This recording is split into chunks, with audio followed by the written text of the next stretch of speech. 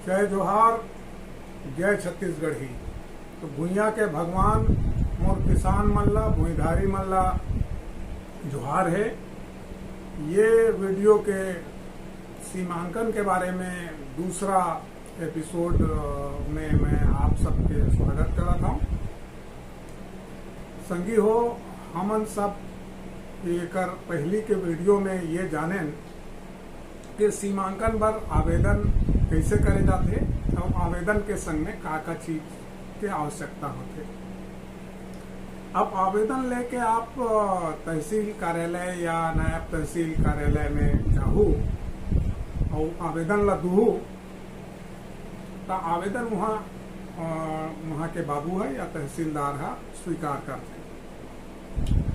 आवेदन दे के बाद वो आवेदन ला नायब तहसीलदार या तहसीलदार है राजस्व अधिकारी RI ला भेजते कि ये फला फला के आवेदन आए हैं और ये आवेदन ला में जो भुइया के बारे में बताए गए हैं ओकर नाप जोक करके ओकर सीमांकन प्रतिवेदन मोला यानी तहसीलदार ला भेज के RI ला प्रतिवेदन RI ला एक आदेश भेजते तहसीलदार है।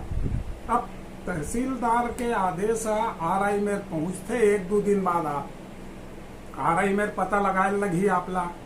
हालांकि आवेदन पत्र में आपके मोबाइल नंबर दे रही थे तो कई झीन हितवा जो RI रही थे तो उन मन फोन करके बुलाते तको किसान ला कि भाई तोर आवेदन आए है और तोर खेत के सीमांकन करना है तो आके कोई एक दिन नियत कर ले और वो दिन हमन तोर खेत के सीमांकन कर ले बोल।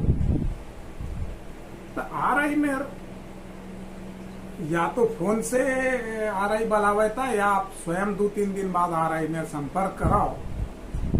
RI में आपके प्रकरण आए रही ही तो RI जब दिन तिथि नियत कर ही ओकर पहली आपके प्लाट के आपके खेत के आजू बाजू के जौन भुइया के मालिक हैं उनला सूचना दे बर एक सम्मन बना ही RI है और उमा दस्तखत करके ओकर तामील करे बर आजकल तो आपे ला दे देते किसान ला दे देते कि भैया ये ले जा अपन आजू बाजू के चारों के मेरे दस्तखत कर ले कि फला दिन हम तोर जमीन के सीमांकन करे ला आथन।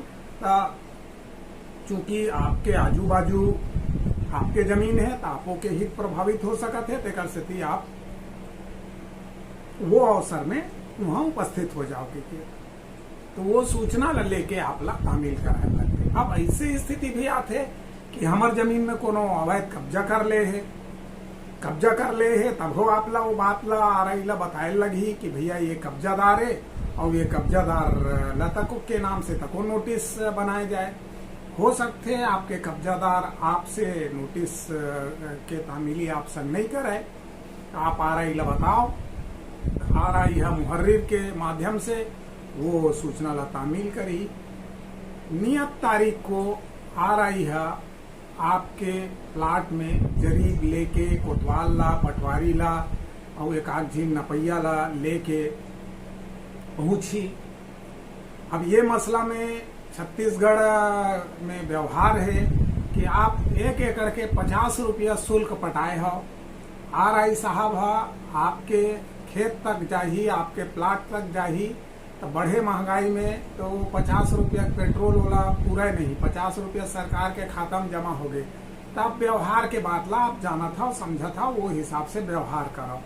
तो RI साहब और पटवारी नक्शा खसरा सब अपन ऑफिस ले धर के आपके भुइया में आई और आजू बाजू वाले मन ला जो सूचना भेजे गए रही थे तो उस सूचना में ये कहे गए रही थे कि भैया आपो मन अपन रजिस्ट्री के पेपर लेके आओ ताकि आप मन के चौहद्दी में का लिखे है तो उनला देख लिए जाए।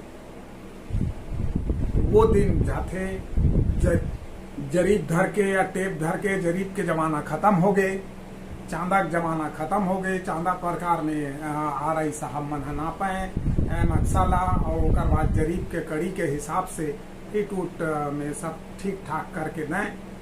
पहली जमाना में खारो खार चांदा बने रहे। अब चांदा काला की थे तो नंदागे पहली चांदा रहे, वो चांदा ले जरीब ला खींचत लावे और ओकर बाद वाजिब नाप हो सके। बंदोबस्त के टाइम में हमन हा ये सब कार्यवाही 84-85 में देखे रहे हैं।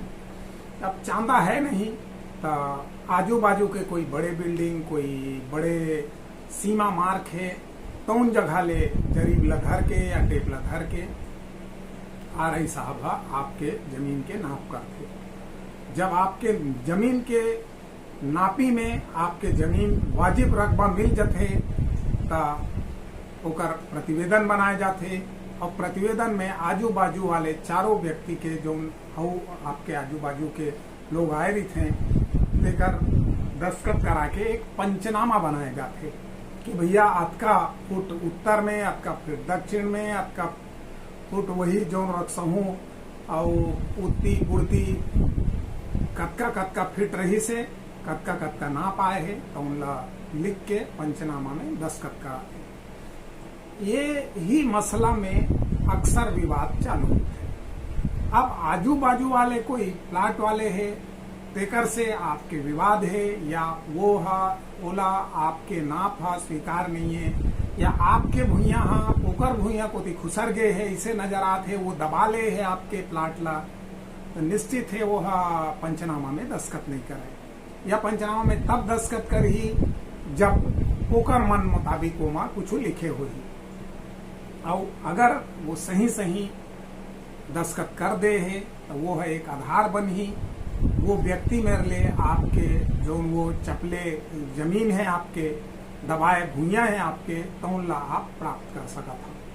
तो ऐसे करके पंचनामा बनते और पंचनामा के आधार में RI एक RI रिपोर्ट बनाते। वो RI रिपोर्ट ला तहसीलदार में भेजते। तहसीलदार RI रिपोर्ट पंचनामा ला देख के अंतिम आदेश पारित करते कि सीमांकन आपके भुइया के हो गए और वो हिसाब से जो RI प्रतिवेदन में जो बात पाएगी तो उनला मान्य करे जाते और ये फाइल ला आप कुलूप दिए जाही और बांध छान के रिकॉर्ड रूम में रख दिए जाही। अब बांध छान के रिकॉर्ड रूम में रख दिए जाही तेकर बाद अब का प्रक्रिया हुई। सीमांकन हम काबर करवा रहे हैं, हमार जमीन में बाजू वाले 20 फीट कब्जा कर ले है। अब ऐसे स्थिति में क्या करना है, सीमांकन करवाए तो एक वैधानिक दस्तावेज आप ला प्राप्त हो गए कि बाजू वाले आपके एक निर्धारित फुट के जमीन अब अंदाजन लेलन 20 फुट ला चपल दे है, दबा दे है। अब वो 20 फीट के जमीन ला आप ला प्राप्त करे बर वो सीमांकन रिपोर्ट के नकल निकलवाए लगी।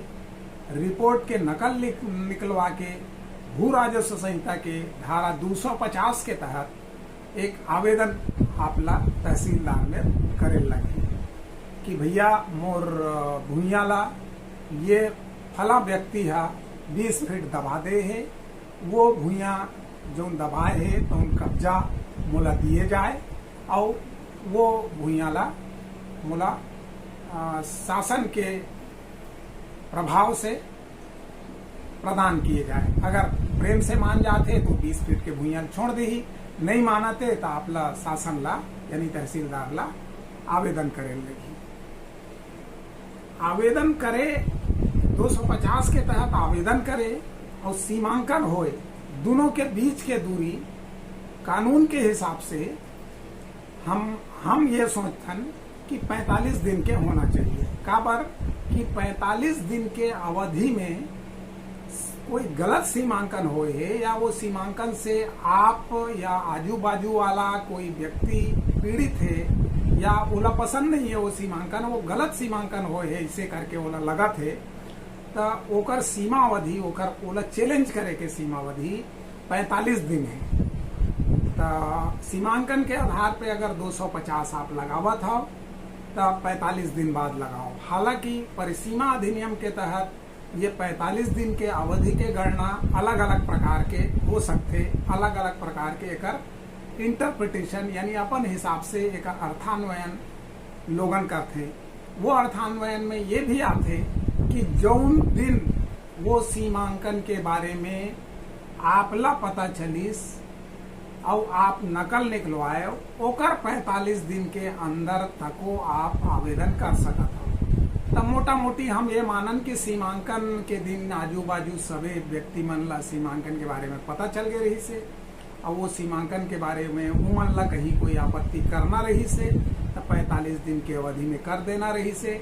45 दिन के अवधि में उमन यदि कोई आपत्ति करे नहीं है तो आप धारा 250 के तहत कब्जा पर आपके जमीन में जो अवैधानिक रूप से बाजू वाले है कब्जा कर ले है तो उनला हटाए पर आवेदन कर सकत हो। अब धारा 50 के तहत आवेदन के प्रक्रिया, धारा 50 के तहत कौन है एनक्रोची है यानी अन्य क्रांति कौन करे है, आपके जमीन ला कौन कब्जा कर ले है, एकर बारे में एक अलग वीडियो में हम आपला जानकारी देबोन।